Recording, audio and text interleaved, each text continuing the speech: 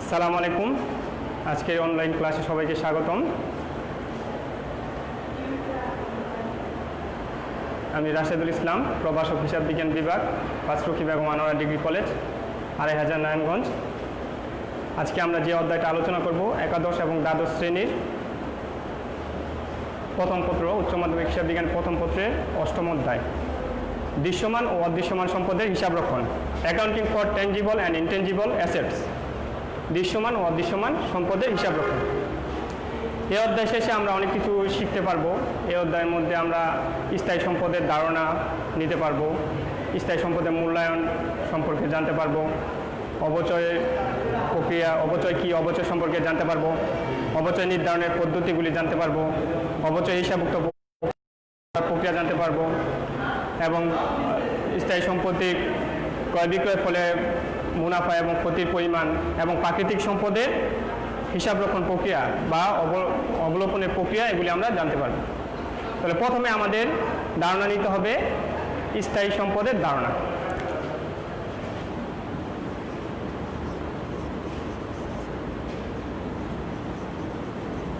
স্থায়ী সম্পদের ধারণা, কনসেপ্ট অফ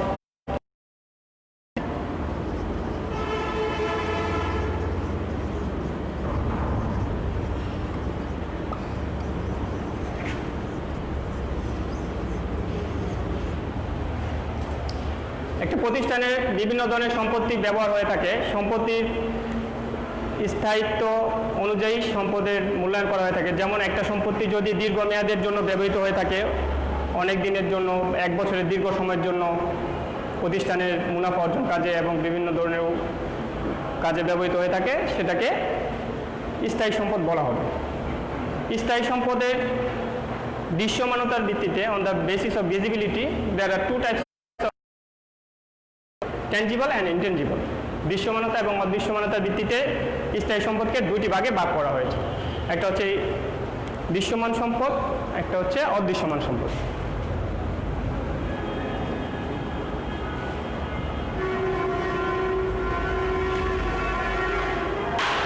দৃশ্যমানতার ভিত্তিতে স্থায়ী সম্পদকে দুটি শ্রেণীতে ভাগ করা হয়েছে। একটা হচ্ছে দৃশ্যমান স্থায়ী সম্পদ,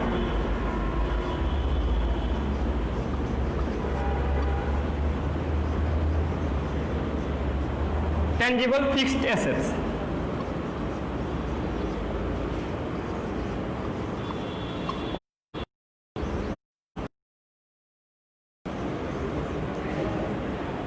যে সমস্ত সম্পত্তি বাস্তব অস্তিত্ব আছে এবং বাস্তবে দেখা যায়, সেগুলিকে দৃশ্যমান স্থায়ী সম্পদ বলা হয়। এখানে আমরা এটাকে কয়েকটা ক্যাটাগরিতে ভাগ করতে পারি। যেমন জমি,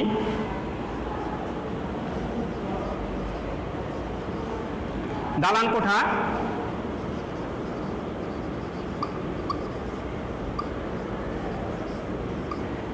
সরঞ্জাম, ইকুইপমেন্ট।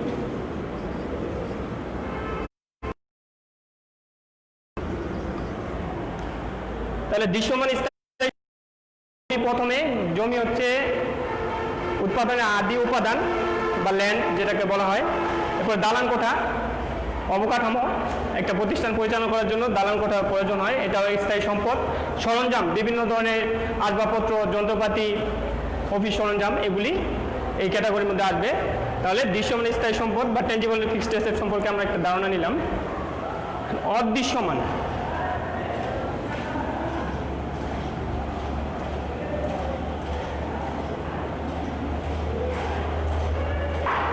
এরপরে অদৃশ্যমান স্থায়ী সম্পদ, ইনটেনজিবল।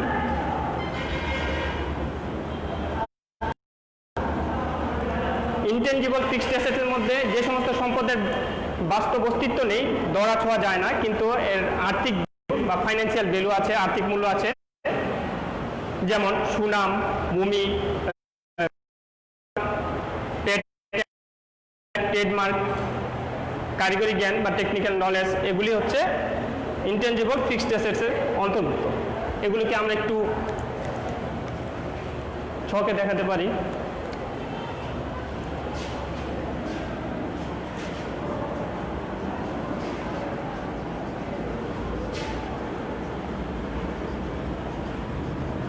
সুনাম, কপিরাইট, পেটেন্ট, ট্রেডমার্ক,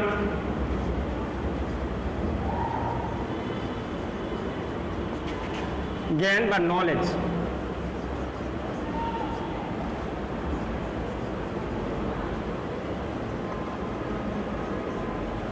এগুলি অদৃশ্যমান স্থায়ী সম্পদের অধীনে আসবে। সুনাম একটি প্রতিষ্ঠানের অস্পর্শনীয় স্থায়ী সম্পদের মধ্যে সুনাম অন্যতম সম্পদ। জ্ঞান, টেকনিক্যাল নলেজ, এটাও কি অস্পর্শনীয় স্থায়ী আসবে। অনেক উপার্জন করে থাকি বা টেকনিক ব্যবহার করে অনেক উপার্জন করে থাকি।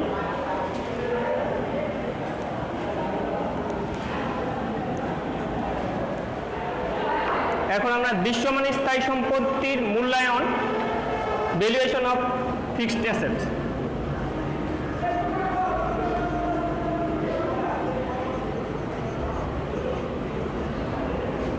মূল্যায়ন নিয়ে আলোচনা করব।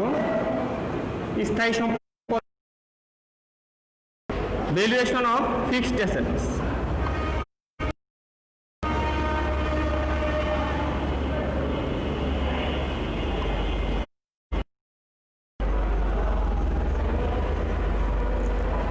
এক নম্বর জমি বা ল্যান্ড।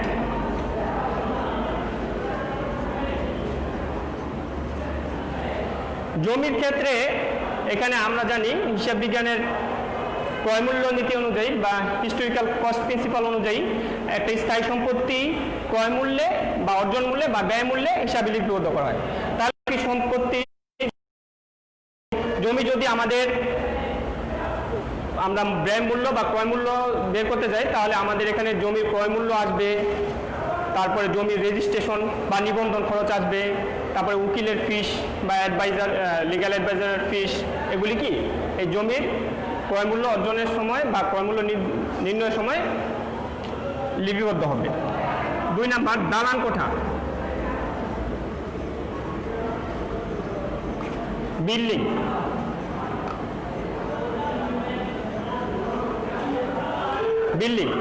দালান কোঠা দৃশ্যমান স্থায়ী সম্পত্তির মধ্যে অন্যতম। একটি প্রতিষ্ঠানের অবকাঠামো উন্নয়নের প্রয়োজন হয়, এর জন্য দালান কোঠা বাবদ বিল্ডিং এর জন্য যে ব্যয় হয়, যেমন বিল্ডিং ক্রয় করা অথবা বিল্ডিং তৈরি করা, এর রেজিস্ট্রেশন খরচ এবং উন্নয়ন বাবদ যে খরচগুলি আছে, বিল্ডিং এর যাবতীয় খরচগুলি ব্যবহার উপযোগী করার পূর্বে এটা ক্রয় মূল্য হিসাবে অন্তর্ভুক্ত হবে।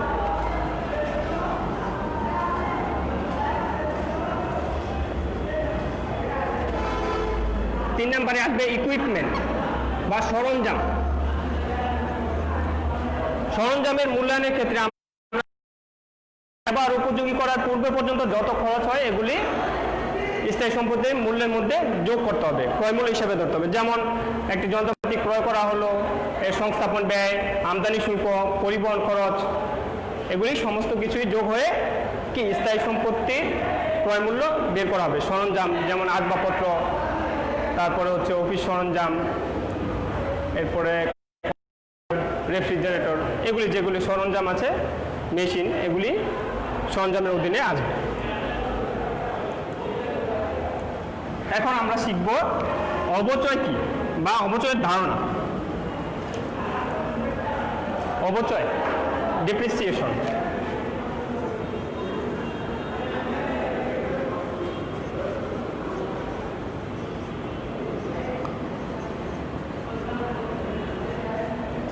ডেপ্রিসিয়েশন বা অবচয় একটি প্রতিষ্ঠানের বিভিন্ন ধরনের স্থায়ী সম্পদ ব্যবহারজনিত কারণে বা সময় অতিবাহিত হওয়ার কারণে এটা কি হয়, আস্তে আস্তে কার্যক্ষমতা হ্রাস পায়। এই জন্য একটি সম্পত্তি যে মূল্যে অর্জন করা হয় বা ক্রয় মূল্য যত বছরের জন্য এটা ব্যবহার হবে, এটা হিসাব আমাদের আনতে হবে। নির্ণয় করার সময় আমাদের কয়েকটা বিষয় খেয়াল রাখতে হবে, যেমন সম্পত্তি ক্রয় মূল্য বা উদ্ধারযোগ্য মূল্য এবং আনুমানিক আয়ুষ্কাল। তাহলে অবচয় বলতে আমরা বুঝি একটি সম্পত্তির অবচয়যোগ্য মূল্যকে এর আনুমানিক আয়ুষ্কাল দ্বারা যৌক্তিকভাবে বন্টন করার প্রক্রিয়াই হচ্ছে অবচয়। উদাহরণস্বরূপ বলা যায় একটি সম্পত্তির ক্রয় মূল্য বা কস্ট অফ এন অ্যাসেট 1 লক্ষ টাকা। একটা সম্পত্তির মূল্য ক্রয় মূল্য আনুমানিক আয়ুষ্কাল ধরা হয়েছে 10 বছর, তাহলে এই 1 লক্ষ টাকাকে আমরা বার্ষিক অবচয়ের পরিমাণ হবে 10,000 টাকা। এটা হচ্ছে অবচয়ের ধারণা। অবচয় নির্ণয় করা হয় বিভিন্ন কারণে, অবচয়ের বিভিন্ন উদ্দেশ্য আছে এবং অবচয়ের বিভিন্ন ধরনের কারণে হয়ে থাকে। অবচয় হয়ে থাকে আমাদের অভ্যন্তরীণ এবং বাহ্যিক কারণে, ব্যবহারজনিত ক্ষয়ক্ষতির কারণে অবচয় হয়ে থাকে, তারপরে কালের বিবর্তনে টাইম পাস হওয়ার কারণে, তারপরে অপ্রচলন, সরাসরি সম্ভোগ বা ডিরেক্ট কনজামশন, যেমন প্রাকৃতিক সম্পদ যেগুলি আছে এগুলি সরাসরি সম্ভোগ করার কারণে বা ইউজ করার কারণে গ্যাস, কয়লা কি হয়, অবচয় বা অবলোপন হয়ে থাকে আর কি। আচ্ছা, এক্ষেত্রে অবচয়ের বিভিন্ন ধরনের উদ্দেশ্যগুলি আমাদের জানা থাকা দরকার, যেমন সঠিক লাভ ক্ষতি নিরূপণ, ম্যাচিং কনসেপ্ট বা আয় ব্যয় সমন্বয়ে আয় ব্যয় সংযোগ নীতি অনুযায়ী নির্দিষ্ট সময়ের আয়ের একটি ব্যবসা প্রতিষ্ঠানে নির্দিষ্ট সময় আয়ের বিপরীতে ব্যয় সমন্বয় করতে হবে। তো সেই হিসাবে অবচয়কে অবশ্যই হিসাবে আনতে হবে। সঠিক সম্পদের মূল্যায়নের জন্য কি অবচয় নির্ধারণ করা প্রয়োজন আছে। তারপরে এটা একটা বাধ্যতামূলক, অবচয় নির্ধারণ করা আইনগত দিক আছে এখানে। আইনগতভাবে এটা একটি কোম্পানি বা অবশ্যই সঠিক আর্থিক অবস্থা নির্ণয়ের জন্য, সঠিক ফলাফল নির্ণয়ের জন্য অবচয় ধার্য করতে হবে। তারপর অবচয়ের কারণে কর রেয়াত পাওয়া যায়, হ্যাঁ, যেহেতু অবচয়ের জন্য বিনিয়োগ কর রেয়াত দেওয়া হয়, সেই জন্য অবচয় ধার্য করতে হয়। এই জন্য বিভিন্ন উদ্দেশ্যে অবচয় ধার্য করা হয়।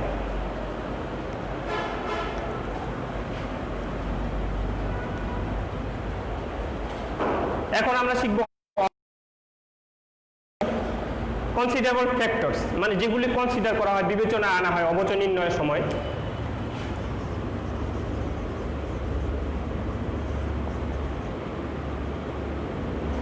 অবচয় নির্ধারণে বিবেচ্য বিষয়।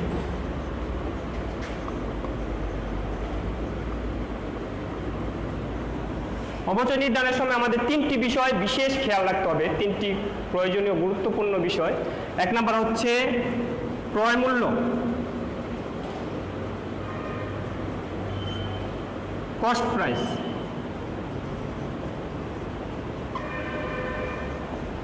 একটি সম্পত্তির অর্জন করার জন্য বা ব্যবহার উপযোগী করার জন্য যে ব্যয় হয় স্থায়ীভাবে, সেগুলোকে ক্রয় মূল্য বলা হবে। যেমন একটি মেশিন ক্রয় করা হলো, পরিবহন খরচ, সংস্থাপন খরচ, সবগুলি যোগ করে এর ক্রয় মূল্য নির্ধারণ করা হবে। এগুলি অবচয় নির্ধারণ করার সময় অবশ্যই বিবেচনায় আনতে হবে। এরপরে আছে ভগ্নাবশেষ মূল্য।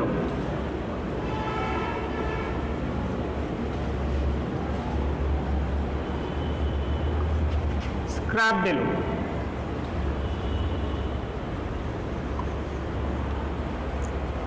স্ক্র্যাপ ভ্যালু বা ভগ্নাবশেষ মূল্য একটি সম্পত্তি স্বাভাবিকভাবে ব্যবহার করার পরে কিছুদিন পর বা কয়েক বছর পর বা নির্দিষ্ট সময়তে এটা ব্যবহারের অনুপযোগী হয়ে যায়, তখন এখান থেকে কিছু মূল্য বিক্রি করে উদ্ধার করা যায় বা আদায় করা যায়। সেটাকে কি বলা হয়? ভগ্নাবশেষ মূল্য, স্ক্র্যাপ ভ্যালু বা রেসিডুয়াল ভ্যালু বলা হয়ে থাকে। তাহলে অবচয় নির্ণয় করার সময় আমাদের এই ক্রয় মূল্যের সাথে সাথে ভগ্নাবশেষ মূল্য বিবেচনায় আনতে হবে। অবচয় নির্ধারণের সময় এখানে ক্রয় মূল্য থেকে ভগ্নাবশেষ মূল্য বাদ দিয়ে দেখাতে হবে। 3 নাম্বার যে বিষয়টি আমাদের খেয়াল রাখতে হবে সেটা হচ্ছে আনুমানিক আয়ুষ্কাল, সম্পত্তির আনুমানিক আয়ুষ্কাল।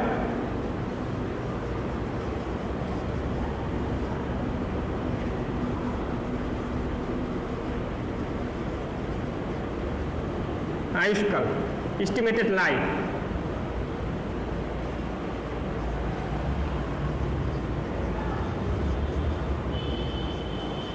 সম্পত্তির আনুমানিক আয়ুষ্কাল বা এস্টিমেটেড ইউজফুল লাইফ। অর্থাৎ একটা সম্পত্তি কতদিন যাবৎ ব্যবহৃত হতে পারে, এটা একটা বিভিন্ন ধরনের প্রতিষ্ঠানের মূল্যায়ন প্রক্রিয়া অনুযায়ী বা অতীত অভিজ্ঞতা অনুযায়ী একটি সম্পত্তির আনুমানিক আয়ুষ্কাল ধরা হয়। সেটাও আমাদের অবচয় নির্ধারণের সময় বিবেচনা করতে হবে, অবশ্যই খেয়াল করতে হবে। এগুলি আমাদের অবচয় নির্ধারণে আসবে। এখন আমরা শিখব অবচয় নির্ধারণের পদ্ধতি। অবচয়ের বিভিন্ন পদ্ধতি আছে, বিভিন্ন পদ্ধতিতে একটি প্রতিষ্ঠান অবচয় নির্ধারণ করে থাকে। অবচয় নির্ধারণের পদ্ধতি।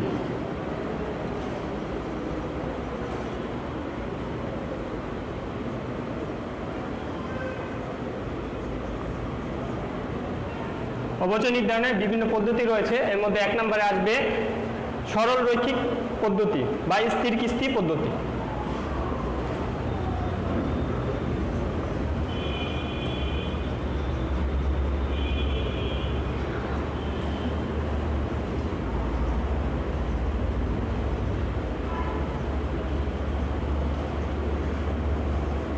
স্ট্রেট লাইন মেথড বা ফিক্সড ইনস্টলমেন্ট মেথড বা সরলরৈখিক পদ্ধতি অনুযায়ী প্রত্যেক বছরে একটি সম্পদের অবচয়ের পরিমাণ সমান হবে, প্রতি বছরই অবচয়ের পরিমাণ সমান হবে, এটাকে বলা হয় সরলরৈখিক বা স্থির কিস্তি পদ্ধতি।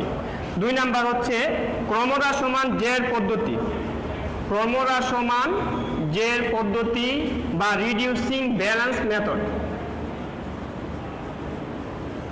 এই পদ্ধতিতে সম্পত্তির হ্রাসকৃত মূল্যের উপর পরবর্তী বছরে অবচয় ধরা হয়। যেমন প্রথম বছরে অবচয় হচ্ছে 1 লক্ষ টাকার একটা সম্পদের উপরে 10% 10,000 উদাহরণস্বরূপ, তাহলে 1 লক্ষ টাকার সম্পদের উপরে 10% অবচয় ধরা হলে প্রথম বছর অবচয় হবে 10,000 টাকা, এবং দ্বিতীয় বছরে 1 লক্ষ টাকার উপরে অবচয় ধার্য না করে 90,000 টাকা, অর্থাৎ 1 লক্ষ বিয়োগ 10,000, 90,000 টাকার উপরে 10% হারে অবচয় ধরলে দ্বিতীয় বছর অবচয় হবে 9,000। তাহলে প্রথম বছরের অবচয় 10,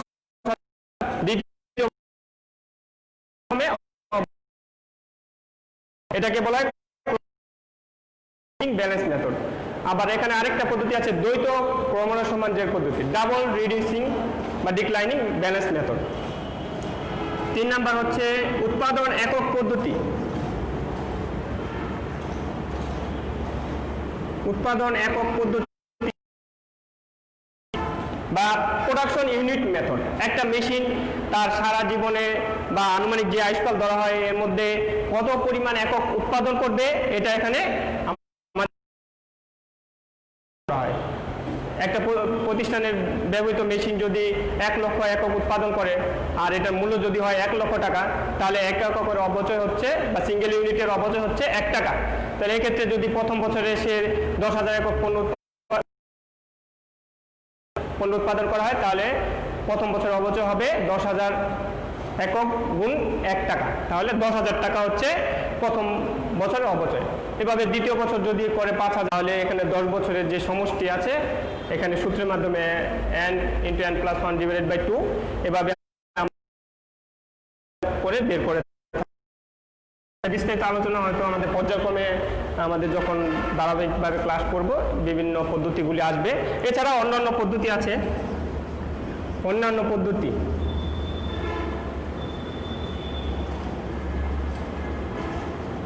এখানে আছে অ্যানুইটি মেথড বা বার্ষিক সমকিস্তি পদ্ধতি, তারপরে বীমা পদ্ধতি এবং পুনঃমূল্যায়ন পদ্ধতি বা রিভ্যালুয়েশন মেথড। বিভিন্ন ধরনের পদ্ধতিতে অবচয় ধার্য করা হয়েছে। তো আজকে আমাদের যেহেতু আমাদের এই সবগুলি বিষয় নিয়ে আলোচনা করা বা অঙ্ক করা সম্ভব হবে না, আমরা প্রথম পদ্ধতি বা সরলরৈখিক বা স্থির কিস্তি পদ্ধতিতে অবচয় নির্ণয় পদ্ধতি নিয়ে বা প্রক্রিয়া নিয়ে আলোচনা করব।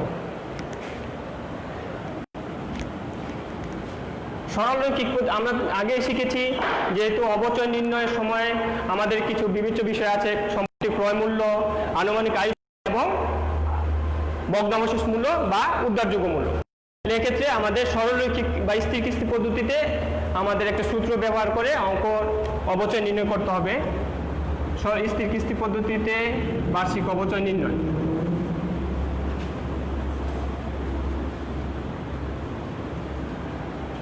অবচয় নির্ণয়ের সূত্র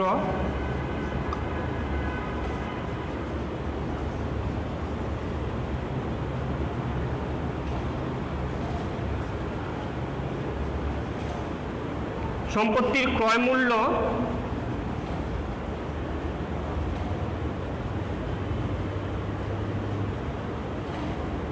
যোগ আনুষঙ্গিক খরচ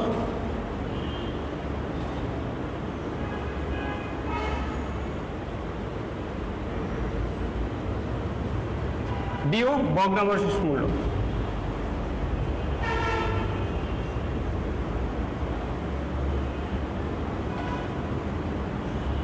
সম্পত্তির ক্রয় মূল্য যোগ আনুষঙ্গিক খরচ বিয়োগ ভগ্নাবশেষ মূল্য বা আনুমানিক আয়ুষ্কাল।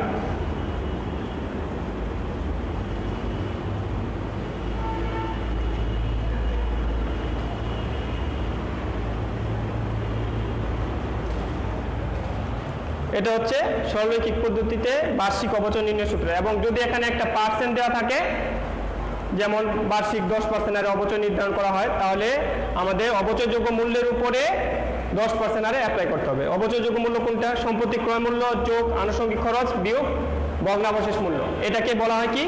অবচয়যোগ্য মূল্য। অর্থাৎ সরলরৈখিক পদ্ধতিতে সম্পত্তির অবচয়যোগ্য মূল্য বের করতে হবে, এর উপরে অবচয় ধরতে হবে। যদি আয়ুষ্কাল দেওয়া থাকে তাহলে আয়ুষ্কাল দিয়ে ভাগ করতে হবে, অথবা যদি পার্সেন্ট দেওয়া থাকে, যেমন 10%, 20% আর অবচয় ধরা হয়, তাহলে আমরা অবচয়যোগ্য মূল্যের উপরে পার্সেন্ট অ্যাপ্লাই করব। আচ্ছা, একটি উদাহরণের সাহায্যে আমরা বিষয়টি ক্লিয়ার হতে পারি।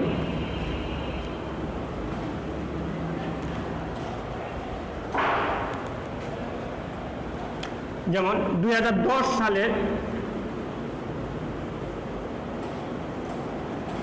1 জানুয়ারি তারিখে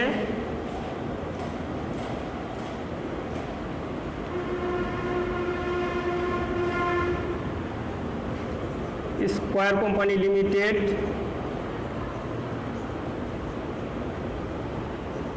₹1,00,000 টাকা মূল্যের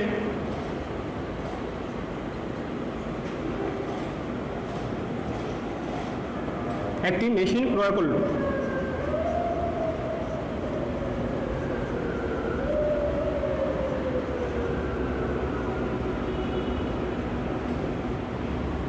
মেশিনটির বহন,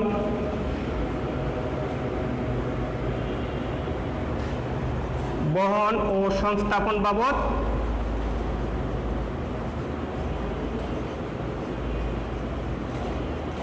আরো 20,000 টাকা খরচ হলো।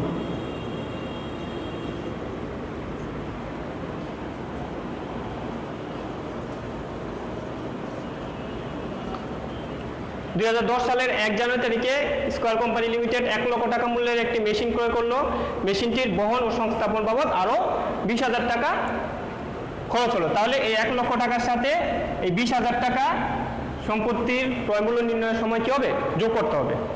আচ্ছা, সম্পত্তির আনুমানিক আয়ুষ্কাল ধরা হলো 10 বছর।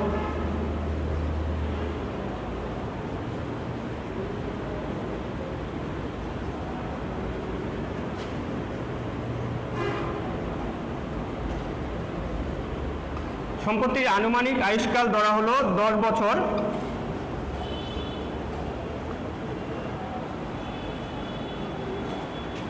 এবং আয়ুষ্কাল শেষে ভগ্নাবশেষ মূল্য ধরা হলো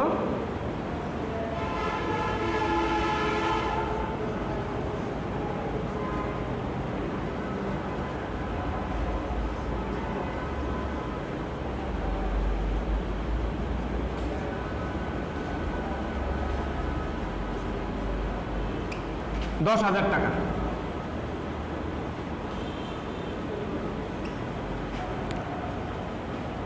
তাহলে এখানে সম্পত্তির আনুমানিক আয়ুষ্কাল ধরা হলো 10 বছর এবং আয়ুষ্কাল শেষে ভগ্নাবশেষ মূল্য ধরা হলো 10,000 টাকা। তাহলে এক্ষেত্রে আমাদের প্রশ্ন থাকতে পারে, সম্পত্তির অবচয়যোগ্য মূল্য নির্ণয় করো, সম্পত্তির বার্ষিক অবচয় নির্ণয় করো। আমরা প্রথমে সম্পত্তির অবচয়যোগ্য মূল্য নির্ণয় করব।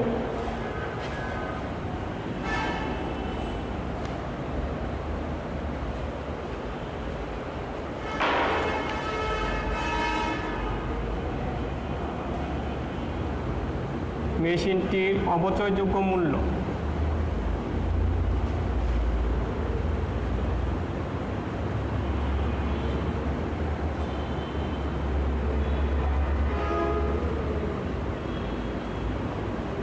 অবচয়যোগ্য মূল্য নির্ণয়ের ক্ষেত্রে ক্রয় মূল্য যোগ ভগ্নাবশেষ মূল্য বাদ বিয়োগ আয়ুষ্কাল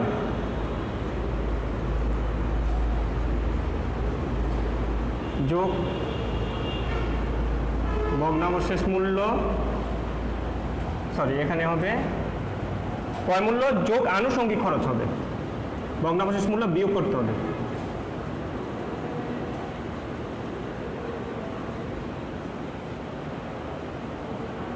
ক্রয় মূল্য যোগ আনুষঙ্গিক খরচ বিয়োগ ভগ্নাবশেষ মূল্য।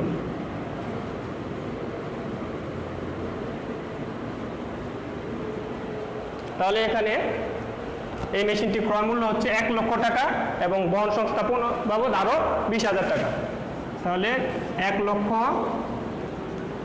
যোগ 20,000 টাকা বহন ও সংস্থাপন মানে আনুষঙ্গিক খরচ বিয়োগ ভগ্নাবশেষ মূল্য দেওয়া আছে 10,000, ভগ্নাবশেষ মূল্য 10,000। তাহলে এখানে মেশিনটির অবচয়যোগ্য মূল্য হবে 1,20,000 থেকে 10,000 বিয়োগ করলে 1,10,000 টাকা। 1,10,000 টাকা হচ্ছে মেশিনটির অবচয়যোগ্য মূল্য। এই মূল্যের উপর অবচয় ধরা হবে। তাহলে এখানে মেশিনটির আনুমানিক আয়ুষ্কাল দেওয়া আছে 10 বছর। তাহলে 10 বছরের এক্ষেত্রে মেশিনটির আয়ুষ্কাল দিয়ে আমাদের ভাগ করতে হবে বার্ষিক অবচয় নির্ণয় করার সময়। মেশিনটির অবচয়যোগ্য মূল্য 1,10,000 ভাগ 10 বছর। তাহলে 1,10,000কে 10 বছর দিয়ে ভাগ করলে কি হবে? 11,000 টাকা বার্ষিক অবচয় নির্ণয়। যদি প্রশ্ন থাকে যে বার্ষিক অবচয় নির্ণয় করো, তাহলে আমরা এভাবে সরাসরি সূত্র বসাতে পারি। মেশিনের বার্ষিক অবচয় সমান সমান ক্রয় মূল্য যোগ আনুষঙ্গিক খরচ বিয়োগ ভগ্নাবশেষ মূল্য ভাগ আয়ুষ্কাল। এটা আমরা সূত্রটা একটু দেখিয়ে দেই।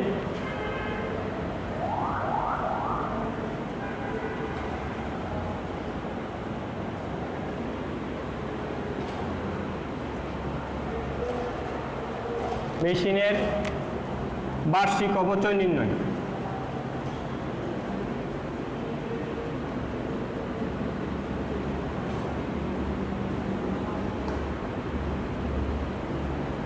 বার্ষিক অবচয় নির্ণয়ের সূত্র হচ্ছে ক্রয় মূল্য যোগ আনুষঙ্গিক খরচ বিয়োগ ভগ্নাবশেষ মূল্য ভাগ আয়ুষ্কাল।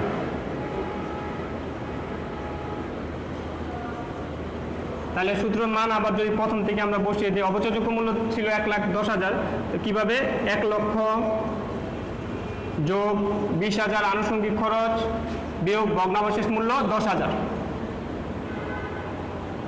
তাহলে এক্ষেত্রে আমাদের 1,10,000 হচ্ছে অবচয়যোগ্য মূল্য উপরে, আর নিচে আয়ুষ্কাল 10 বছর। তাহলে 1,10,000কে 10 দিয়ে ভাগ করলে হচ্ছে 11,000 টাকা।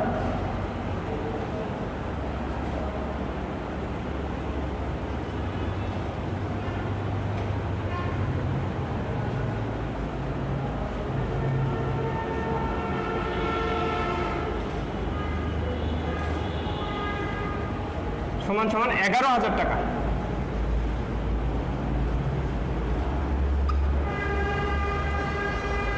এটা হচ্ছে সরলরৈখিক পদ্ধতি বা স্থির কিস্তি পদ্ধতিতে অবচয় নির্ণয় প্রক্রিয়া। মেশিনের ক্রয় মূল্য যোগ আনুষঙ্গিক খরচ বিয়োগ ভগ্নাবশেষ মূল্য ভাগ আয়ুষ্কাল। আর আমরা আরেকটা শিখেছি কি, অপচয়যোগ্য মূল্য নির্ণয় পদ্ধতি। তাহলে অপচয়যোগ্য মূল্য যদি বলা হয়, তাহলে আমাদের এই অংশ উপরে ক্রয় মূল্য যোগ আনুষঙ্গিক খরচ বিয়োগ ভগ্নাবশেষ মূল্য। তাহলে 1,20,000 বিয়োগ 10,000, তাহলে 1,10,000 টাকা হচ্ছে অবচয়যোগ্য মূল্য।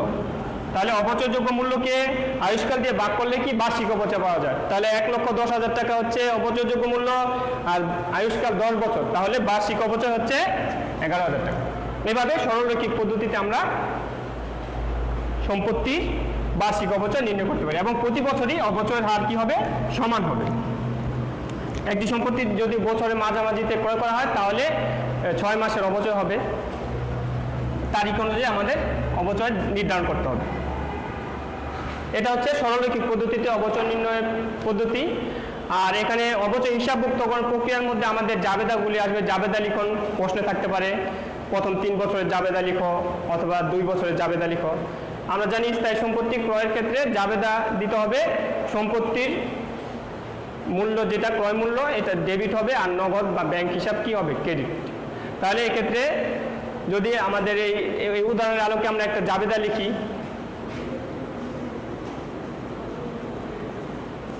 1 নম্বর জাবেদা হবে মেশিন ডেবিট, নগদান হিসাব ক্রেডিট, নগদান ক্রেডিট। মেশিনের মূল্য হচ্ছে 1 লক্ষ যোগ বহন সংস্থাপন আনুষঙ্গিক খরচ 20,000। তাহলে এটা যেহেতু মেশিনের ব্যবহার উপযোগী করার জন্য ব্যয় হয়েছে, এটা মেশিনের ক্রয় মূল্য হিসাবে আসবে 1,20,000 টাকা, আর নগদান হিসাব হবে 1,20,000 টাকা। এরপরে আবার আরেকটা জাবেদা যদি প্রথম বছর দেওয়া হয় বছরের শেষে, দ্বিতীয় জাবেদা হবে অবচয় খরচ ডেবিট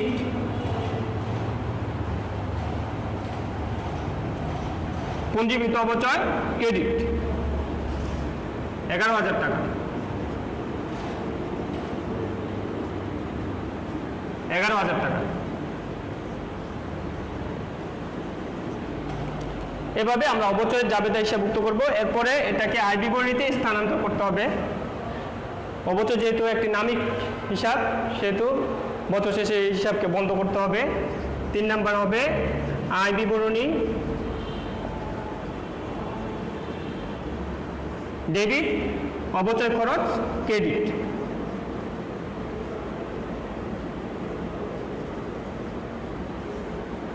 $10,000 11,000 টাকা।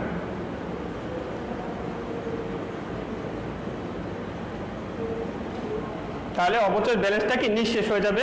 অবচয় খরচ ডেবিট 11,000, আবার অবচয় খরচ ক্রেডিট 11,000। এভাবে অবচয় ব্যালেন্সটা 0 হবে বছর শেষে। এভাবে আমরা জাবেদাভুক্ত করতে পারি।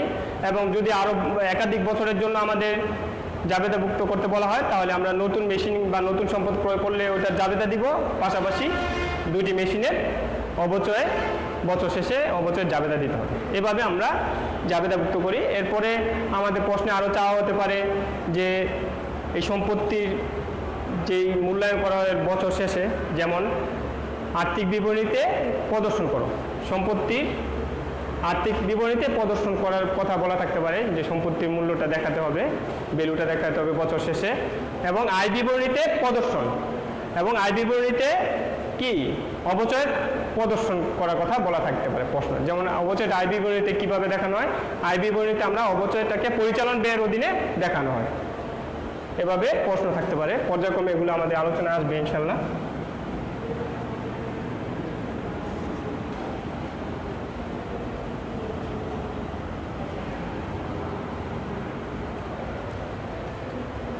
এটা হচ্ছে আজকে আমরা একটা পদ্ধতিতে সরলরৈখিক পদ্ধতিতে আলোচনা করলাম। পরবর্তী ক্লাসে পর্যায়ক্রমে আমরা ইনশাল্লাহ ক্রমহ্রাস সমাঞ্জের পদ্ধতি এবং বছর সংখ্যা সমষ্টি পদ্ধতি অথবা উৎপাদন একক পদ্ধতি, যেগুলি আমাদের বিশেষ করে বোর্ডের অঙ্কগুলি অনুসরণ করে আমরা পর্যায়ক্রমে করব।